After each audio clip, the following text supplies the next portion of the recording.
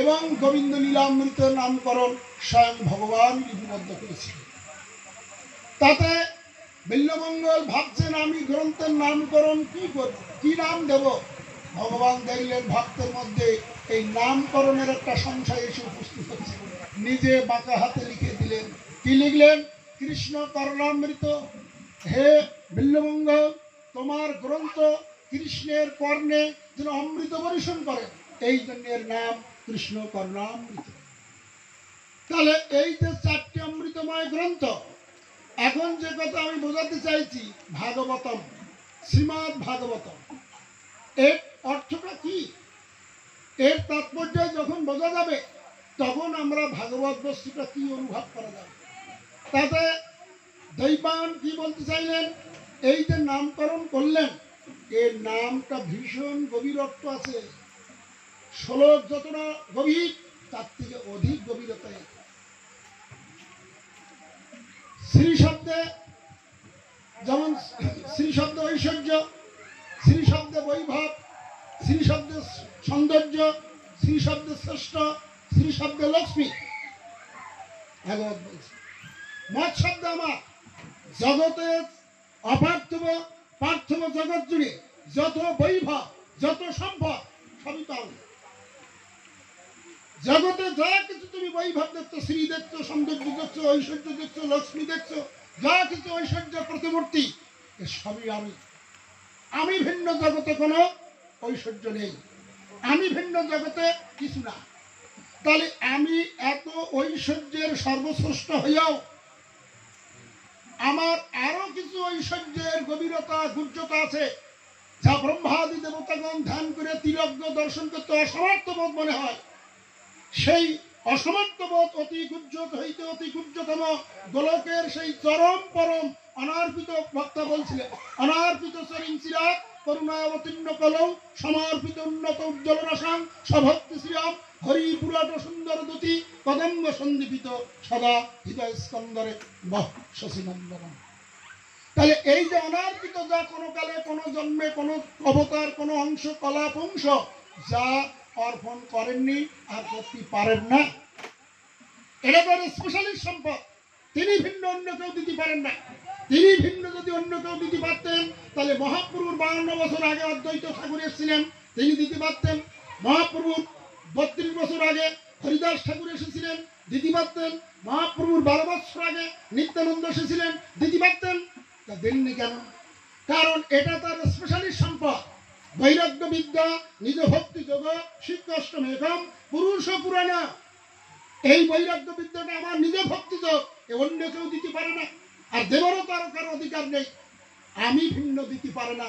তাই মহাবিষ্ণু অবতার, সদাশিবের অবতার, আজকের অদ্বৈত আচার্য গঙ্গাজল তুলসীপত্র কৃষ্ণায় গোবিন্দায় বলে তিনি হুঙ্কার করে আজ সুরধ্বনির সলিলে তিনি ভাসিয়ে দিচ্ছেন। কেন?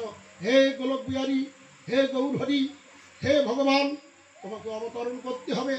কলির দুর্দৈবের মলিন হেরে আজ অদ্বৈত এইভাবে তার চরণে কাঁদছেন। তিনি দুষ্টকে দমন করতে পারেন, অধর্মেরকে বিনাশ করতে পারেন, ধার্মিককে তিনি রক্ষা করতে পারেন এবং দুষ্টকে তিনি বিনাশ করার এই ক্ষমতা সবই অদ্বৈতের আছে। কিন্তু ব্রজ প্রেম কৃষ্ণ প্রেম দেওয়ার অধিকার তার নেই, তিনি ভিন্ন। যখনই মহাপ্রভু আসলেন তখন মহাপ্রভু কি করলেন? বললেন অদ্বৈত তুমি কিছু নাও, নিত্যানন্দ নাও, হরিদাস নাও, রামায়ণ নাও, শ্রীবাস নাও, আমি একা বন্টন করতে দেরি হবে, এই জন্য তোমাদের কাছে ভাগ করে দিলাম, তোমরা তাড়াতাড়ি সবাই মিলে জগতের কল্যাণ কার্যের জন্য বন্টন করো। তাহলে এর আগে তারা দেননি কেন? যদি তাদেরই দেবার সম্পদ অধিকার থাকতেন তাহলে তো তারা সর্বাগেই দিতে পারতেন, দিতে পারেন না। এই জন্যে এই চরম পরম বৈভব বস্তু তা ভাগবতে বিবদ্ধ আছেন। এই জন্য দ্বৈপায়ন এটা লিখতে সামর্থ্য হননি। এক গুরুর অপার করুণা ভিন্ন, তিনি এত গ্রন্থের প্রণেত হওয়ার সত্ত্বেও তিনি এই গ্রন্থ লিপিবদ্ধ করা তার পক্ষে সম্ভব হয়নি। অবশেষ নারদের অপার করুণায় তিনি সাধন প্রভাবের দ্বারায় এই শ্রীমদ ভাগবতম অমল পুরাণ অবশেষ তিনি লিপিবদ্ধ করতে বাধ্য হয়েছেন এবং জগৎ কল্যাণের জন্য তিনি এই ভাগবত রূপতরী ভগবান জগতে রেখে গেছেন, যাকে আশ্রয় করলে অনায়াসে দুর্গম দুস্তর পারাপারহীন ভব সমুদ্র উত্তীর্ণ হয়ে অপার্থবসিত জগতে সে পৌঁছে যেতে পারে। এই জন্যে শ্রীমৎ ভাগবত জীবের পরম কল্যাণের কথা। সেই জন্য ভাগবত কি বলছেন জানেন? জীবিতং বিষ্ণুর ভক্তস্য বরণং পঞ্চদিনানি চ নতু কল্প সহস্রাণি ভক্তিহীনস্য কেশবে। জীবিতং বিষ্ণুর ভক্তস্য, জীবনে যদি বেঁচে থাকাকালীন পঞ্চদিনানি চ, যদি 5টা দিন যদি সে নিষ্ঠা অহিতুকি এবং বিশুদ্ধ ভগবত ভক্ত হয়ে যদি জীবন যাপন করতে পারেন, তাহলে ওই 5 দিনের এর সীমান্ত নেই। এর কথা ব্রহ্মাদি দেবতাগণ কীর্তন করে সীমান্ত রাখতে পারে না, এমন এই 5 দিনের গুণ আছে। নতু কল্প সহস্রাণি ভক্তিহীনস্য কেশবে।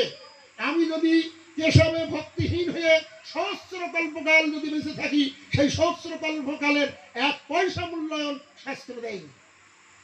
সহস্র কল্পকাল বোঝেন? একটা কল্প বোঝেন? কল্প তো শব্দের ভাষায় বলে গেলাম, এর অর্থকেও তো বুঝতে হবে, তবে তো বোঝা হবে। তাহলে বলছেন সহস্র কল্প মানে 1000 কল্প। ব্রহ্মার 1 দিন সমান একটা কল্প হয়, ব্রহ্মার একটা দিনে একটা কল্প। তাহলে ব্রহ্মার 1 দিন কত? গীতার ভাষা বললেন 1 সহস্র দিব্যযুগ সমান ব্রহ্মার দিবস স্বরূপ। তাহলে রাত্র স্বরূপ আবার ওই 1 সহস্র দিব্যযুগ। ভালো, তাহলে 1 সহস্র দিব্যযুগ কাকে বলে? সত্য ত্রেতা দ্বাপর কলি 4 যুগের মিলন 1 দিব্যযুগ। এই 1 সহস্র দিব্যযুগ সমান ব্রহ্মার 1 দিবস। একে যদি 4 দিয়ে গুণিত করা যায় তাহলে 4 সহস্র যুগ হয়। 4 সহস্র, সেই 4 সহস্র যুগের 1000 সত্য যুগ, 1000 ত্রেতা যুগ, 1000 দ্বাপর যুগ, 1000 কলিযুগ ব্রহ্মার দিন। একটা কলিযুগের পরমায়ু 4,32,000, এরকম 1000 কলিযুগ ব্রহ্মার দিনে চলে যাবে। কত বড় দিনটা ভাবো, এ কম্পিউটার হিসেবে ভাবে নাকি? এর 2 গুণিত করলে দ্বাপর যুগে 8,64,000 একটা দ্বাপর যুগের পরমায়ু, এরকম 1000 দ্বাপর যুগ ব্রহ্মার দিনে যাবে। এর 3 গুণিত করলে ত্রেতা যুগে 12,96,000 একটা ত্রেতা যুগের পরমায়ু, এরকম 1000 ত্রেতা যুগ ব্রহ্মার দিবসে চলে যাবে। এর 4 গুণিত করলে সত্য যুগ 17,28,000, এইরকম 1000 সত্য যুগ চলে গেলে ব্রহ্মার দিন। তাহলে সেই ব্রহ্মার দিনের মধ্যে বলছেন এই 4টে যুগ, এদিকে 17,28,000, এধারে 12,96,000, ওদের 8,64,000 আর এদের 4,32,000, এই সমান কত? 43,20,000। এটা হচ্ছে এই 4টে যুগের হিসাব। 4টে যুগের হিসাব। একটা দিবস হিসাব ব্রহ্মার, তার সমান কত জানেন? 496,04,08,000 একটা দিনের পরমায়ু। ভাবেন? হ্যাঁ, শুধু বললে হয় ভাগবত ভাগবত ভাগবত বললে হয়? ভাগবতের গভীরতার কি তারা এত বড় দিন পেয়েও তথাপি ব্রহ্মা চতুর্মুখে দিন রাত্র ভগবানের গুণানুকীর্তন করছে। তারা কি ভাবছেন আমাদের মতন স্বল্প পরমায়ু পেয়ে আমাদের মতন ভীষণ আশা আকাঙ্ক্ষার মধ্যে দিমূলে দাঁড়িয়ে কৃষ্ণ ভজন করার সময় নেই? আমরা সে সময়টুকু পাচ্ছি না, সময়টা কখন পাবো? কিন্তু তারা এত বড় পদবি লাভ করেছেন সৃষ্টিকর্তা, তাতে এত বড় দিন পেয়েছেন। এই একটা দিনের কথার হিসাব দিলাম 496 মানে 8,000। একটু ওই মাইক্রোফোনটা একটু উঁচু করে দেন তো, একটু কোনো মুখে থাকবে। ঠিক আছে, ঠিক আছে। তাও তো এই স্টারটা মনে হয় একটু এদিক চেপ দেন, এদিক চেপ দেন, এদিকে চেপ দেন। ঠিক আছে, ঠিক আছে। কাছাকাছি আসুন।